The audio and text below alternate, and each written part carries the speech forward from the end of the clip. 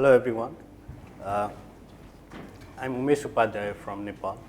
Uh, uh, I used to work in an international organization while in Nepal itself. It was an organization which worked with 8 countries, especially in the mountainous, which had mountainous region, including Nepal, Bhutan, China, Myanmar, Afghanistan. And then I went to Jamaica to work in International Seabed Authority. And later on, when we had our first proper supercomputing in Nepal, I returned back to work there. And I established my own organization, non-profit organization called HPCNepal, to foster the growth of supercomputing, the resources required, and myself to be involved much into the arena of supercomputing. So. My work as a HPC system administrator started when I got a job in ICMOD, International Center for Integrated Mountain Development.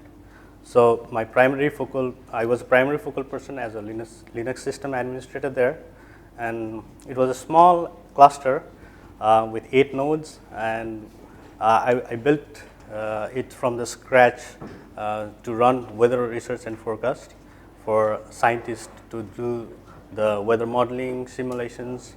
And because ICMOD was also a research organization, they would publish a lot of papers relating to climate change and other stuff. So, and I was also involved in installation and configuration of AMIT, atmospheric model evaluation test, in collaboration with University of North Carolina. And I was also a part of a team to install and configure the South Asian land data assimilation system in collaboration with Johns Hopkins University. And at last, the last project of mine was to install and configure the Tethys. So Tethys is a platform where you can use to develop and host water resources, web applications, or web apps. So these all were done basically in the small HPC cluster. While in ICMOD, I was involved with a project, a NASA-funded project. It was called Survey, and the other project I was involved in was Atmosphere Initiative. So, what basically Survey does is it works especially on agriculture and food security, water resources and hydroclimatic disasters, land coverage and land use change and ecosystems, weather and climate services. So these all things actually needed to build the need for hosting a supercomputing at Nepal. So it started with the small cluster. So you might be interested to know about Nepal. It lies between Tibet and India. Basically, it's China. So, and it's one of the richest country in terms of biodiversity, ranging from mighty Himalayas with Mount Everest at 8,848 meters, and with soft tropical forests spanning to 150 kilometers across the east and west borders. So, as we lie in between these two countries, China and India, which has the fastest supercomputers in the world, so we, as in a small part of the South Asian country, recently have our proper supercomputer, and it is said that we own the fastest supercomputer in South Asia except India. So that's the current status. So this is the mountainous region where I went recently, and then I'll talk about some background in HPC. So scientific computing, basically there's a lot of opportunities to work, but there's a serious lack of skills, especially until we had this supercomputing center. People were not aware, people did not know what supercomputing is, especially even at the graduate level and at the university level. So we had our first supercomputer installed in 2018, and it was donated by CERN. Then we have our first satellite, Nepal Sat-1, that's launched into the space, and it's used to gather geographical information of the country. Earlier we had to depend on China and India for the satellite data information. So we currently have 12 national universities. The HPC resource currently is hosted in Kathmandu University, and the other universities still do not have have their own HPC environment, though there are graduates coming out as computer science in computer science and information technologies. Nepal can also be a place to host HPC data centers, as currently it's very reliable with the electricity, and we have a lot of renewable energy resources, and the cost comes around 6.5 euro cents per kilowatt hour. When I compared with Spain, I think it's around 23 euro cents per kilowatt hour. So that's relatively cheaper. So areas where Nepal needs HPC, we are very vulnerable to earthquakes and have drastic variations in climate from Himalaya, highest level, to sea level. So we envisioned that supercomputing is a must to be hosted locally in the country, especially when it's related to weather and forecasting and climate change. That's what we've been doing. And we require researchers, scientists all over the world, especially even the Nepalese scientists, to collaborate and then work on earthquake modeling, seismic data processing, of course finding out the hydroelectric potential of different rivers in Nepal. It is said that we have 40,000 megawatts of economically feasible hydropower, but there's not much data and research into it. It's 2.2% of the world's water resources, and we envision it for the benefit in yoga and Ayurveda. That's where the Ayurveda and yoga was initiated, especially from the India and Nepalese domain. So there hasn't been a lot of research in this area. So we think of standardizing Ayurveda and doing some research using the supercomputers. So use cases. Nepal was struck by an earthquake with a magnitude of 8 in 2015, 10,000 casualties, and the country still faces a threat of much stronger tremor. Well, this is the conclusion reached by researchers based on the new model that simulates physical processes of earthquake rupture between the Eurasian and Indian plates. I think this was based on the research from Zurich, ETH Zurich, that's available for the public.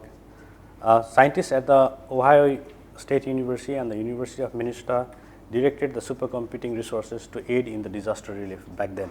So that was the first time when supercomputing was used for something that had happened in Nepal. So they provided us the geographical informations using the supercomputers, and that's how the armies were able to locate the terrains, the places where a lot of disaster happened, and we could rescue people from there.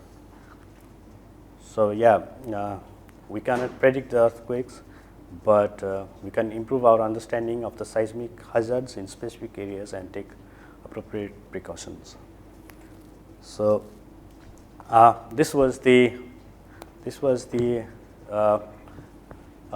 recent disaster that happened. We had the first tornado in the history of Nepal, and then we had lost lives of around 50 people, and that was basically because there was not proper technologies to be used, not proper forecasting from the government side.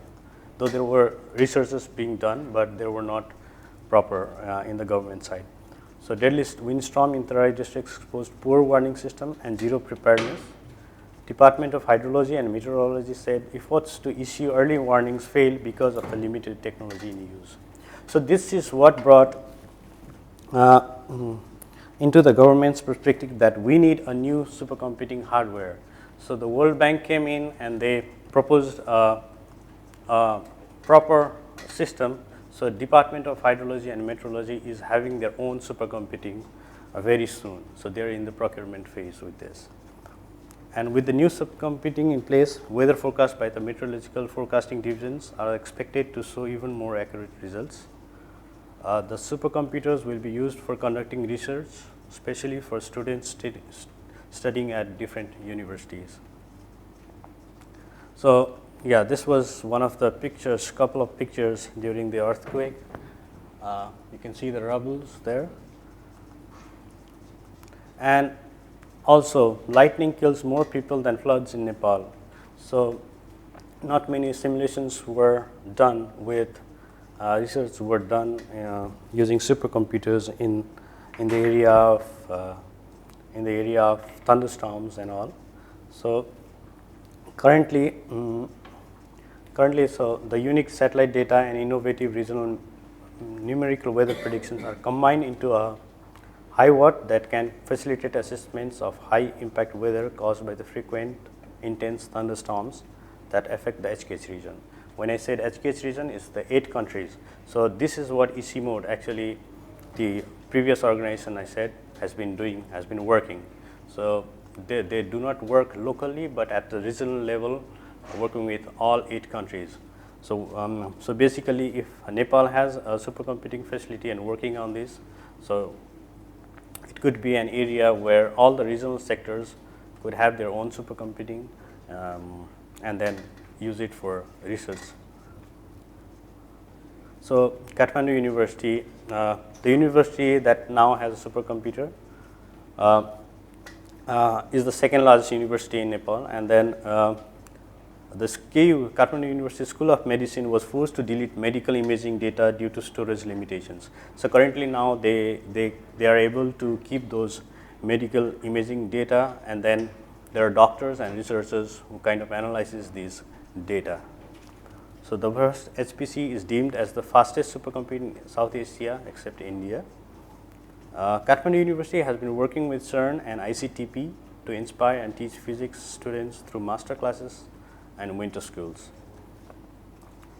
So that's the technical specifications we currently have: 1,840 cores of CPU, 16 disk servers, 8 terabyte of memory, 700 terabytes of storage, and theoretical performance we have 14 teraflops. And configurations, like I said, we started after I returned back from Jamaica. We started configuring the system, and we used the open HPC recipes that was available from the scratch. So not much has been done except the configurations. So it's yet to we're back to once we're back to work again. So we're yet to identify what else things has to be done, and join the community and bring the researchers on how to use the supercomputer properly. So why the need? The compute time requirements for research and innovation, especially when I talked with Kathmandu University, they said that they did not have proper supercomputing. So for geographical analysis, they worked on a simple workstation, and it took days and weeks, even months. So there was a need, always a need to host the supercomputing in the country. And the R&D projects fulfilled their needs by borrowing compute time abroad. Of course, they did it with the different universities, either through online data transfer or by physically taking the tapes. But that delayed the overall resource process and hampered the research. So as HPCNepal, my working areas would be especially to create HPC resources required for the country. When I mean resources, it's also the infrastructure resources and the human resources in the area of high performance computing. So the strategies we formulated are like multiple installation and configuration to get acquainted with different tools. So on the current supercomputing, we have tied with the Kathmandu University students, and we do a lot of installations and configurations to get acquainted with the tools in HPC. For example, we started with Open HPC. So we'll identify, like today, yesterday we had a training in Singularity, and we're going to do that in easy build. Like such tools, we're going to introduce it, train the students there, and use the supercomputer for the good. And benchmarking the HPC system, while the current theoretical performance given by CERN is 14 teraflops, but we will have our own, once we stack up the whole cluster, we will once again perform a benchmark analysis. Organize workshops and training sessions using HPC resources available in the public domain. So there are a lot of HPC resources that we have now. The community and the university lectures that are available will be used to train, to do the hands-on sessions. Probably if we have funds, we would even invite the community to train and promote the HPC environment. The first HPC is envisioned to represent a strategic resource for the future of Nepalese industry, SMEs, and the creation of new jobs. And then help create the current infrastructure to build a national supercomputing center. So right now it's with one of the universities, but we plan to make it a national supercomputing center, and then collaborate with national and international level of researchers and organizations. Yeah, like tie up with international organizations to attract funds and foster research and innovations.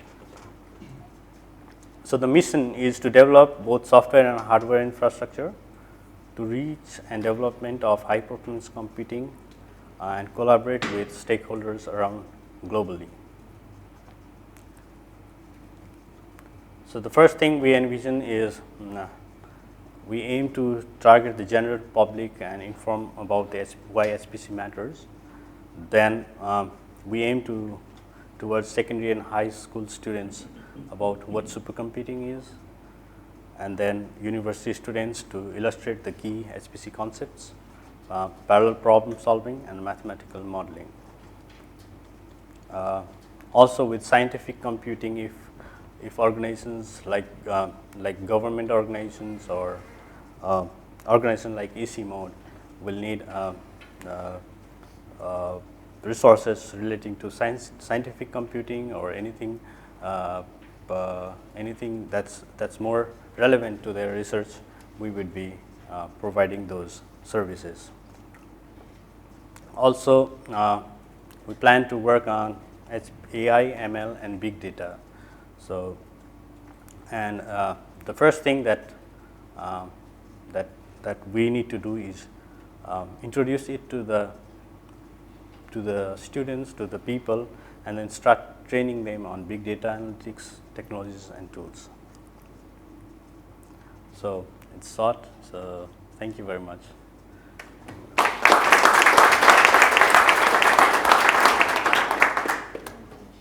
Any questions?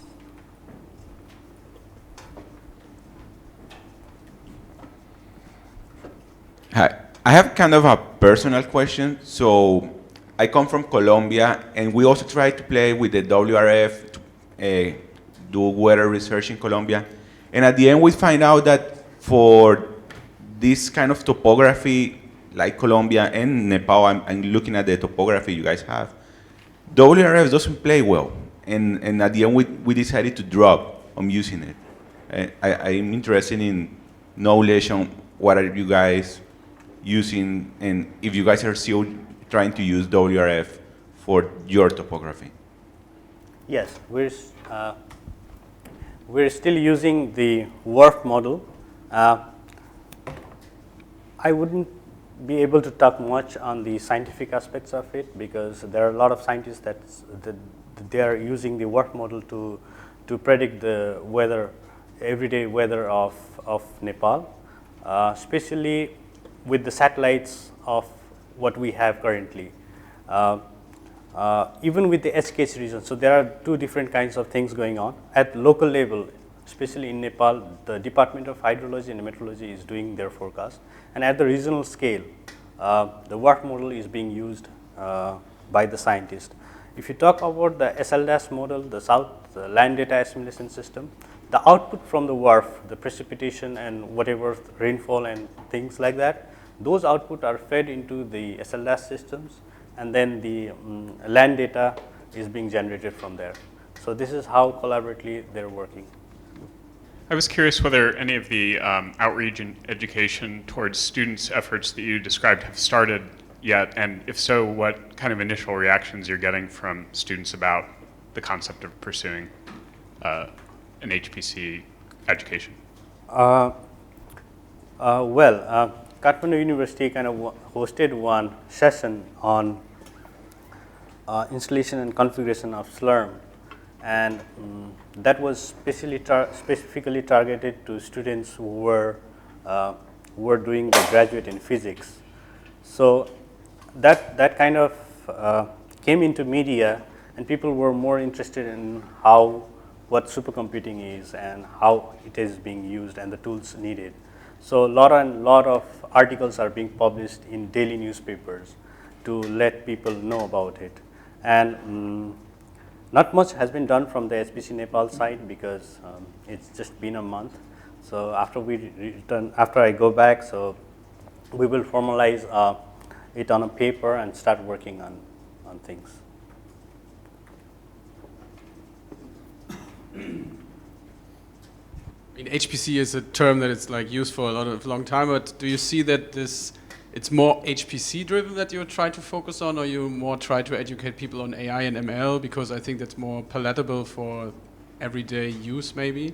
Do you think that you will use or focus on this as well first maybe? Because you don't need a distributed job and it's maybe more easy to attract people to AI ML?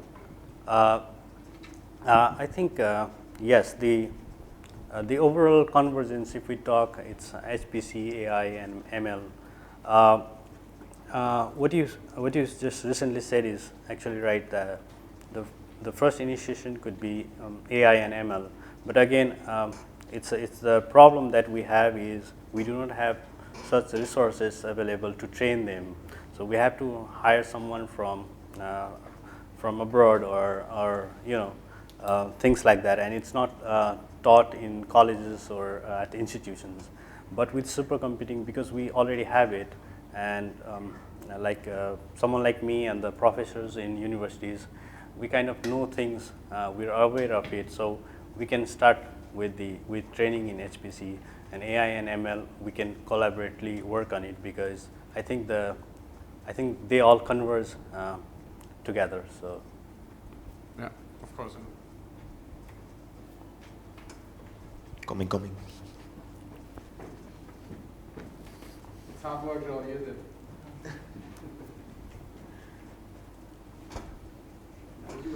Have you considered reaching out to other regions where they haven't been using HPC for a long time? Like Cuba is one example.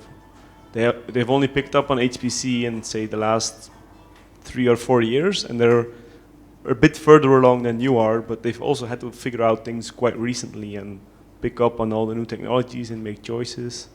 Maybe it's worthwhile reaching out to them and just hearing what kind of choices they made and why, and maybe you can learn from that. Which organization did you say? In Cuba, HPC Cuba. Okay. I actually talked with CHPC in South Africa, and then the director, Dr. Happy Sithole, was interested, and he had already prepared a model how he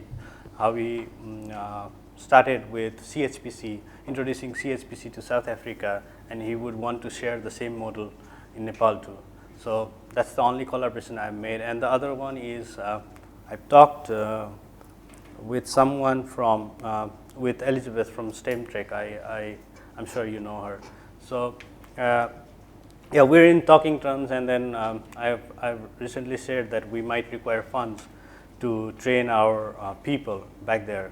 So yeah, we're collaborating working on how we can generate some funds from the HPC community, and probably get some trainers and train ourselves first, and then and go train the people, the students in Nepal. So in the HCM, the American Society, so there's a specific group of interest called resource-constrained HPC facilities, something like that. And the CHPC in South Africa, it's a member of it. So it's about HPC facilities that have either constraint on at the hardware side, at the staff, or maybe both at the same time. So they have to come up with a lot of ideas in order to leverage those services, including the education. So developing a comprehensive training for the people, it's a way too much for a small institution. And it's something that can be done inside the community. So probably it's worth it to explore. And Right. we are collaborating in this group. I completely forgot now the complete name because it's quite a big one. But I'm happy to share with you the link and so on. Actually, talked with CDAC, a corporation in India which looks after the National Supercomputing Center. They have developed a training modules. It's a diploma course. It's related to HPC. It's HPC application development, and HPC system administration, then big data analysis. But it's a 6 months training course. But there are prerequisites. You need to take exams before you can go and take the diploma course. So I would be talking with them on how we can integrate it to Nepal and probably bring those training syllabus back to the country and kind of train students.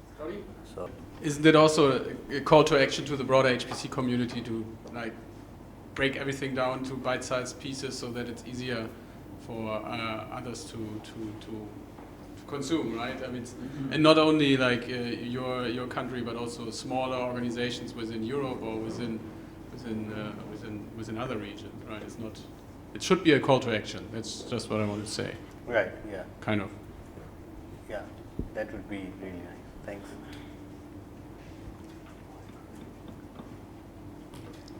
Any more questions? Okay, so I think that we are a bit earlier. So thank you so much for your help.